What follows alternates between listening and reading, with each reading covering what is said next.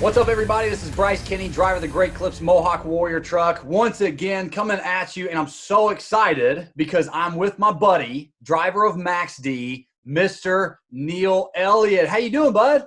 Not too bad. Not too bad, man. How you guys doing? Oh, not too bad at all. And I'm excited because the whole purpose of this interview is because you were the tour champion of Stadium Series Green. And I got to watch you hoist that trophy last season when we got to compete against each other, which we'll talk about here in just a minute. But, man, you pulled off a back-to-back championship. I know that means a lot to you. I know it means a lot to the whole Max D team. But I'm so excited that I'm like the first person to officially say, congratulations, Mr. Neil Elliott. How's it feel?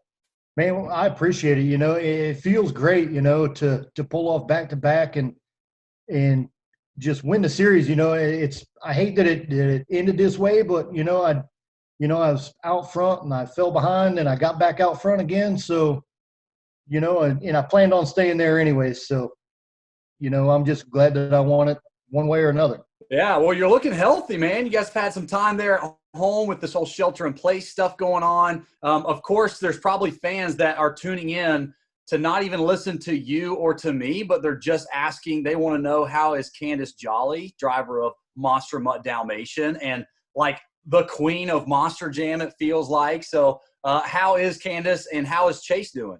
Oh, Candace is doing great, with all this time off, like you were saying, she's here cracking the whip. I've got so much stuff done around the house. It's actually kind of nice. I got green grass, been putting in irrigation, and, we've been spending some time on the boat, doing some fishing. Chase is doing great. We're actually about half enjoying it a little bit. Yeah. Well, didn't you guys get a couple of new horses or something recently? A couple new animals on the property? Yeah, absolutely. We got a bunch of animals out here. We got monkeys, horses, zebras, donkeys, a little bit of everything running around out here. But, that's what we've been doing is just, spending time out here, riding horses, going on the boat, and, just trying to treat it like a lockdown vacation kind of, I guess. I've always heard zebras are like mean. Are they mean, or do you have a nice zebra? We got a nice zebra. This one here, he was a rescue. His name's Spook. And he had a lot of hands-on time when we got him. So he's pretty mellow if you're around him a lot. So you can actually walk up and pet him, and he hangs out and follows me around the pasture all the time. There you go. That's awesome. Well, good. I'm glad that Candace is keeping you busy for sure with all the work. And you guys do so much stuff down there. It's remarkable. All of the animals that essentially end up in your all's care because they're I know a lot of them have been rescues of some sort. And you guys take them in. You basically see them out through the rest of their life. And that's really, really cool. So I know you guys are enjoying that. I've also seen on social media that you certainly haven't been keeping idle hands when it comes to driving different vehicles, because I see you doing all of the different skills competitions with your ATV out back. I've seen you do ride out slap wheelies. I've seen you be trying to work on your bicycle game with ATVs and everything else. I'm surprised you've got any ATVs that are actually able to continue running at this point with the abuse that I see you put those things through so far. No, absolutely. That's the cool thing. It's like Chase was out back riding in the pasture by himself the other day, and he says, man, he comes up, he says, you see me doing my two-wheel skills back there? So we go out there and we watch him, and then I got on the four-wheeler and I had to go out there and show him really how to do it, I guess. But that's what we've been doing. We've been riding wheelies and doing two-wheel skills and all that stuff just on four-wheelers in the backyard. So we're just having a good time. That's awesome, man. Well, I know you guys are enjoying it together, and that's kind of what we've been talking about, this whole silver lining of the Shelter-in-Place initiative. We would all be on the road right now, but we're getting to spend those extra moments, make those extra memories with our families, and that's really special. So, but talking about the skills competition, the Great Clips skills competition, I don't know if you get tired of talking about this competition or not, because you are so dominant in it. And I got so sick and tired of you kicking our butts last season when we were on tour. That's pretty bad when it's named after you too, huh? I know, exactly. And so when I saw the tour lineup, I was like, oh, thank goodness. I'm not going to have to compete against Neil Elliott in the Great Clip skills competition. And it was funny too, because, when you think about the evolution of that competition and the innovation that's gone along with it, I think that a lot of the drivers have tried to figure out how to do different moves, evolve a move, innovate a move, because there's certain drivers that are so good at certain moves in that skills competition that's almost like, okay, like last season, we all knew that Neil Elliott would go out there and do 2 nose wheelies and hold it for you could sit there and drink an espresso or something while you are on your front wheels in that Max D machine. You could live up there at that point. And so all of the rest of the drivers say, okay, well, if Neil's going to be that person, essentially that's probably arguably perfected that move. Let me try something else. This season I was excited because I didn't have to compete against you doing those nose wheelies, and actually I did a whole lot more of them. But what would you say to the people that say Neil Elliott has perfected the nose wheelie and the popper for the sport of Monster Jam? I don't know that I've actually perfected it or not, because there's several times that I missed it this year, and just one out of my 2 attempts in the Great Clips 2-wheel skills actually happened, but it was enough to get me a win, But, once you find something that you're good at, and obviously the Great Clips 2-wheel skills challenge being a fan judged event, and I'm winning with it, so obviously they're still liking it. So if the fans are enjoying it and you're winning with it, why not stick with it?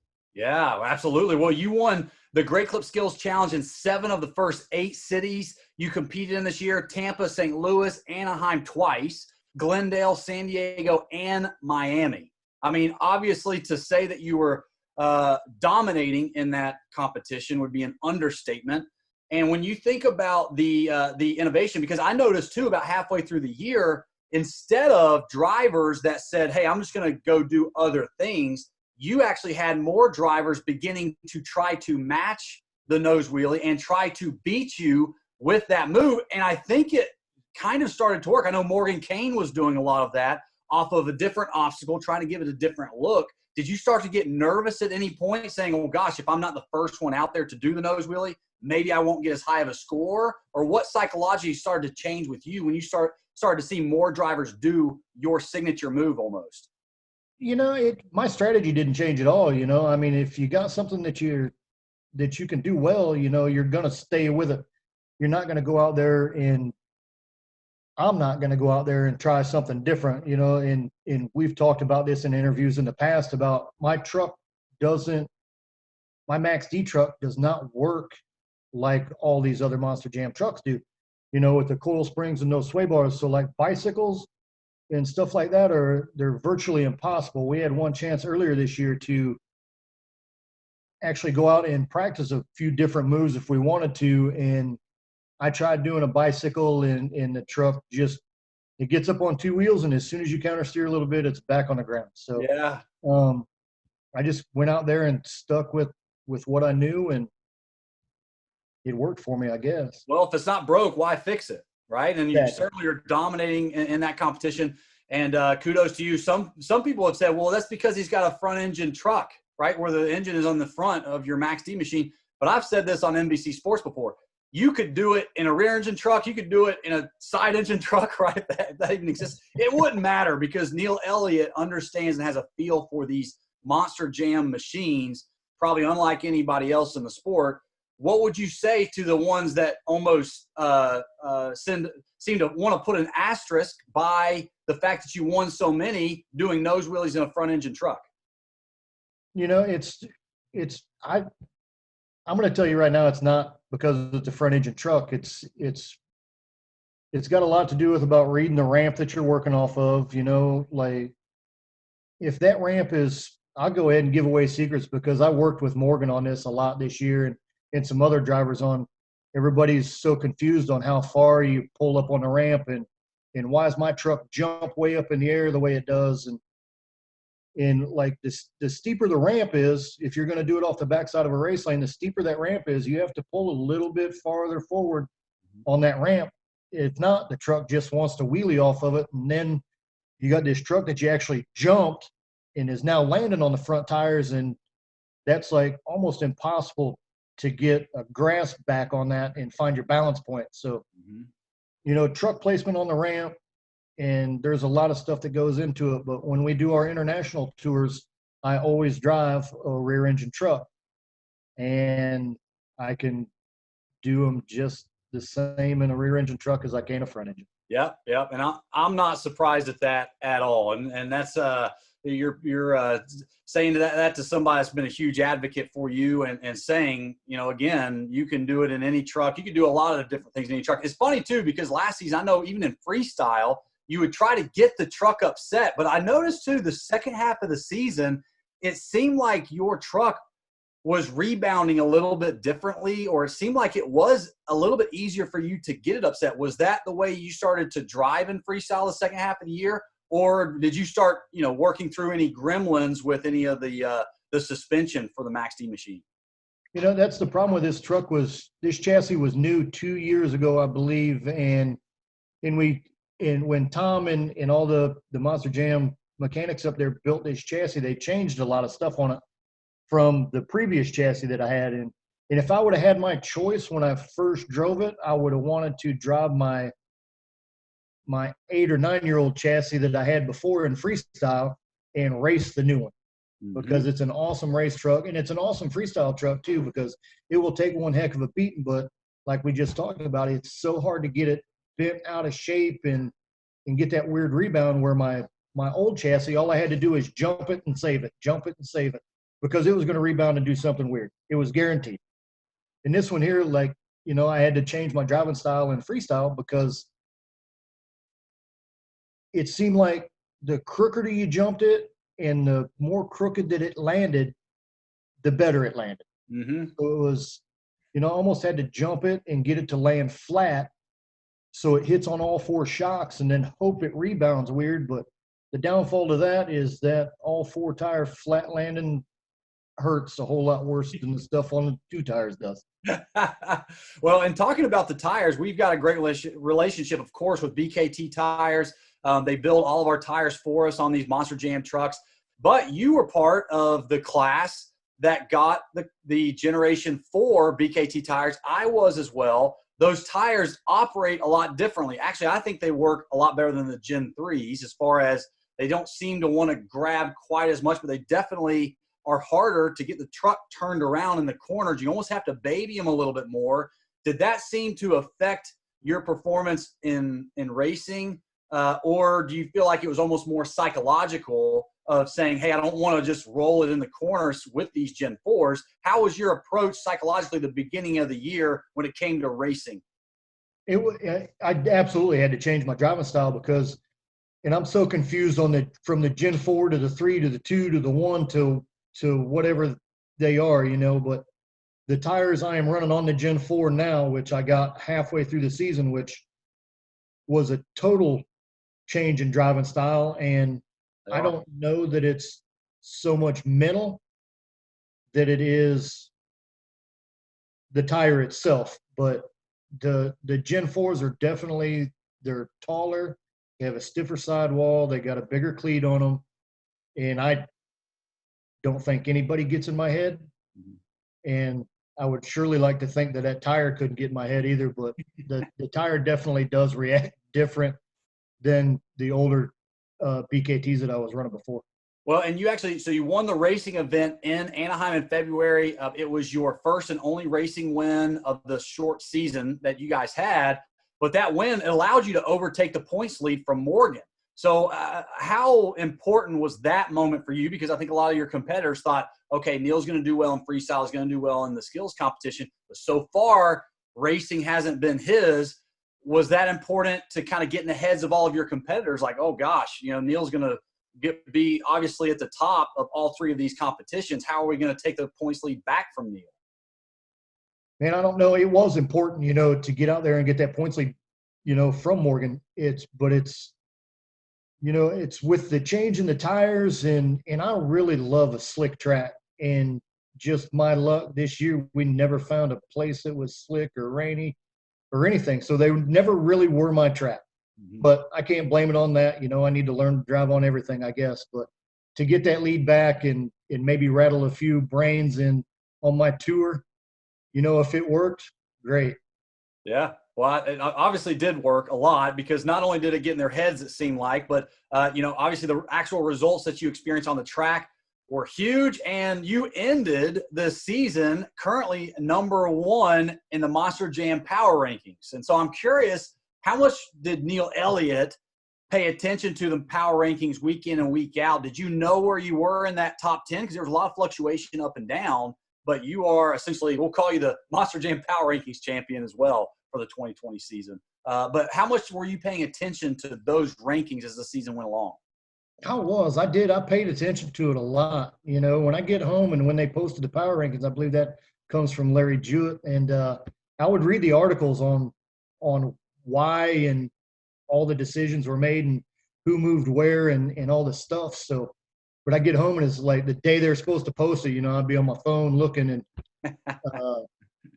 you know, I believe I was in the top 10 all year, or I started in the top 10 and finally worked my way up to that #1 spot, you know, and it was really, really enjoyable when I finally made that #1 spot, because Morgan hung there for quite some time. Yeah. And being on tour, you know, it's like, yeah, every interview we do, you know, pre-show, it's like, you know, we'd have to do the game day, and it's like Morgan up there, yeah, staying in that #1 spot in the power rankings again, and this and that, and you know, and then it comes on 3 weeks, and then it comes on 4 weeks, and it's like, come on, dude. But you know, and I was just as into it as he was, and to end the year, I believe, on a 4-week stretch, which tied him, and to end the year in the #1 spot, you know. So there you go, Morgan. Yeah, you had the last laugh, didn't you? Well, and this Maxie versus Gravedigger rivalry, I love talking about it because I'm on the outside looking in. I get to watch Max D and Gravedigger drivers always just battle it out and talking about that rivalry because it's been going on for years, of course. What do you feel like the rivalry when it comes down to it? And I'm not going to ask you who's better, Maxie or Gravedigger. That's what I'm going to ask you. But do you feel like that, you know, here's something a lot of fans want to know. How real is the rivalry between Max D and Gravedigger from your vantage point? From my vantage point, it's real. You know, and I think that's what's driven Monster Jam to be what Monster Jam is today, is that rivalry. You know, it takes Monster Jam names, truck names, and drivers pushing one another to the next level to make it bigger and better every year. And this year, this is the first time I'd ever been on tour with Ryan Anderson and a Son of a Digger truck and a Gravedigger truck, both on the same tour. And, you know, you get them two together and they live so close and they work on stuff together and they do other stuff together. So it's like, man, I was just being beat up on every week by two guys. But to come out on top, you know, I'm just as happy as could be. But the rivalry is definitely there once we. Well, and you think about Son of a Digger, right? You think about Ryan Anderson, you think about Morgan Kane and Gravedigger, and that competition that you're going against, let alone the rest of the field. But to your point, when you think about going up against Morgan Kane and Ryan Anderson, and arguably some of the best drivers in the sport, multiple world championships from their camp, do you feel like Ryan Anderson, because this is the second year in a row, I know that he's disappointed that he didn't ultimately win that championship, and I think a lot of Monster Jam fans are expecting him to take home that trophy. Do you think it's a consistency thing that ultimately, and it's not even about looking at Ryan or Morgan, it's more about a question towards you. Do you feel like the fact that you were able to be more consistent throughout all of the events, did that gain the confidence in yourself to say, you know what, I might not be in first place in points right now, right, halfway through the season or something like that. But at some point you knew, hey, just give it time. I'm going to eventually overtake that first spot. There wasn't really never a give it time in my head throughout this point season because, you know, I mean, there's a lot of points to gain and lose every day or every Monster Jam show. So I was going out there trying to collect everyone that I could collect. And if I had to collect 14 in two-wheel skills every week, that's what I was going to do. And if I fell short in racing, which, like you mentioned, I only won one race all year, and I don't think I won a single freestyle all year, believe it or not. But and I think that's the product of a really well-working Monster Jam truck, and you know, just not being able to get it out of control because I talk to the rest of the drivers and they're like, man, you're doing nothing wrong, but you don't have no wow factors. Mm-hmm. Yeah. And it's like, you know, I jump and I do this, I hit this crooked, it lands on the sidewalls, and then magically it's back on the tires somehow. So maybe next year when we get these Monster Jam trucks fired back up, I just start locking the shocks off and then going out freestyling like that. With any luck, I can get it bent out of shape that way. Well, it's amazing, though, the carnage that you're able to create, and yet you can keep the truck together. And that's what's important as well. A lot of people underestimate the fact that to win a championship, you do have to keep a healthy truck for more events than anyone else as well. And the fact that you're able to go out there and do what you did all season long, I watched it firsthand last year. I know it was the same product this year. And I would imagine that the kind of humble attitude that you're taking now about your freestyles, I saw a lot of your freestyles. I commentated over I think all of them from this season. And I thought the majority of the time you just simply got underscored. And to me, I think that as we evolve the sport and the sport continues to innovate, I think we all have, as drivers, got to figure out, again, not just what's going to get the highest score, but what's best for the sport and the future of the sport to say, can we come up with new moves, or can we innovate something else in freestyle? And you're absolutely, of course, one of the drivers that this is your 20th year in competition. Congratulations on that. I don't know very many people in motorsports that get to have a 20-year-long career, and you're not done yet. And that's what's the most exciting about this for me, as not just a competitor, but as a fan of the sport and a fan of Neil Elliott's. And so congratulations on not just a great career so far, but, man, congratulations on another series championship. Stadium Series green champion Neil Elliott, Team Max D, brings one home, another one home for Team Max D. I know you're pumped about that. So last question for you. I know you're ready to get back behind the wheel of that Max D machine. I know that a lot of the Monster Jam fans are missing you. They're missing the sport. Any encouraging words or parting words for all those Monster Jam fans that just can't wait to see us fire up these trucks again? Man, I've been sitting here, and it's been great to have some time off and spend some time with family and be at home and get a bunch of work done. But, I'm itching just like all them other Monster Jam drivers out there, and just let's take it one day at a time. But I guarantee you we're going to be back. And when we get back, it's going to be bigger and badder than ever. That's right, man. Well, I cannot wait to see you back behind the wheel of Max D. So, buddy, I miss you. I hope you are doing well. Get back out on that ATV and cause a little bit of carnage in the meantime. But hopefully we'll see you again soon, okay? Yes, ma'am. All right, buddy. Tell Candace hello as well, and Chase. And try to take care of yourself, man. All right? Eat healthy. I'm guilty of this as well. Too many bowls of cereal. And I literally just ate 2 cookies before we called each other. So I need to quit that. I need to get back out, do some cardio, so that at least when we get back in these trucks, we're ready. No, at least you see if you can hold your breath for 2 minutes to get through that whole freestyle. That's right. That's exactly right. All right, buddy. Take care. We'll talk to you soon. Yeah, you too. All right. Later, man.